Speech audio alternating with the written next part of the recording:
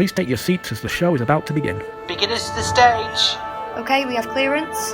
Stand by curtains. Quiet, please. Stand by Q1. Break a leg, everyone. Good evening, ladies and gentlemen, and welcome to Chorley Theatre.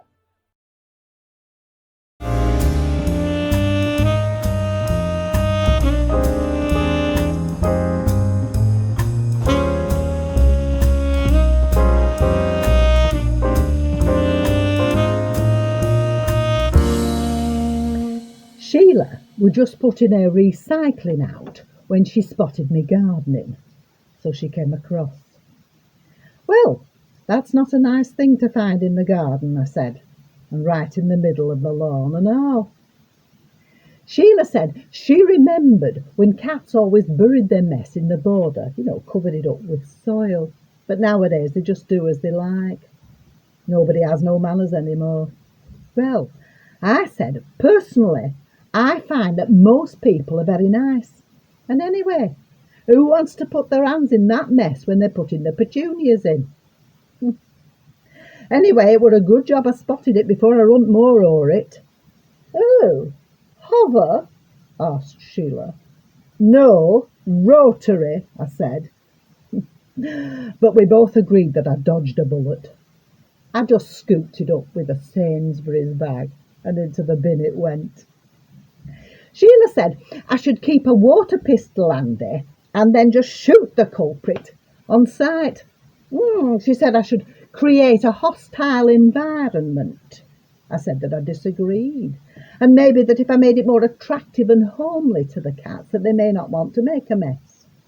I only said that bit to be controversial, because I've a feeling that Sheila is a bit right-wing. She said, "You let those cats walk all over you," which I thought sounded, quite a bit of fun. Anyway, she said she couldn't stay chatting as Neville and the children were coming for Sunday lunch, and she'd get a chicken in. When I looked across around 12-ish, I saw Neville and the kids being dropped off. She never goes in.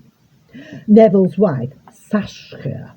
No, she just drops them off, and then she goes down to gym, kickboxing. That's what Sheila said. Apparently it's a great stress reliever. I find some Sudoku and a mug of Horlicks does for me, but then each to their own. They never stay long. Just have lunch and then they're straight off. Still, must be nice having grandchildren.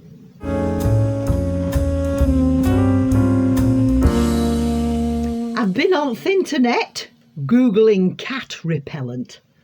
Who'd have thought cats were such a problem? They're getting everything in here, from ultrasonic devices to repellent spray. Oh, but don't worry, because they're described as humane. Sheila won't like that. I imagine she's the prickly fence and wall spikes type. Now, in the end, I've settled on Puss Off. Those are scatter crystals, and some Scaredy Cat. They're cat silhouettes made out of black metal. And it says here that they're a harmless way to deter cats, and as one reviewer has put it, it works to a degree. Yeah. Oh, that'll teach them, I suppose. Harmless measures that work to a degree. Maybe Sheila's right. I am too soft.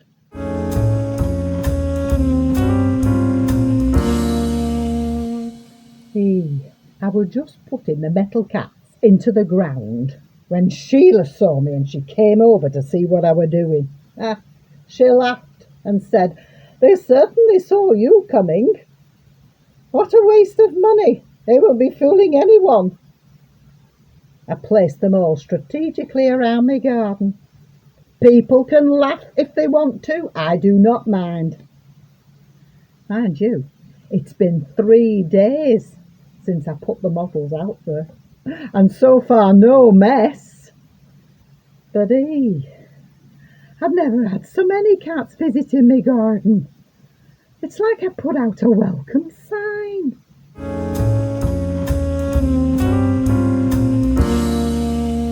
The local teens I've been having some fun with my cats.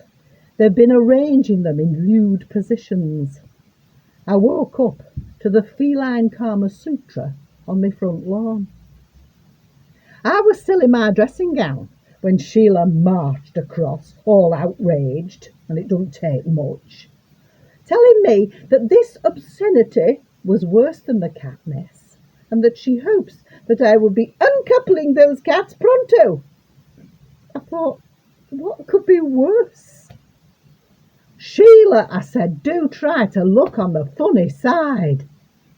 I tried not to laugh while she was telling me I was encouraging them. I wonder what it is she thinks I'm encouraging. I told her she was overreacting, and she just stalked off.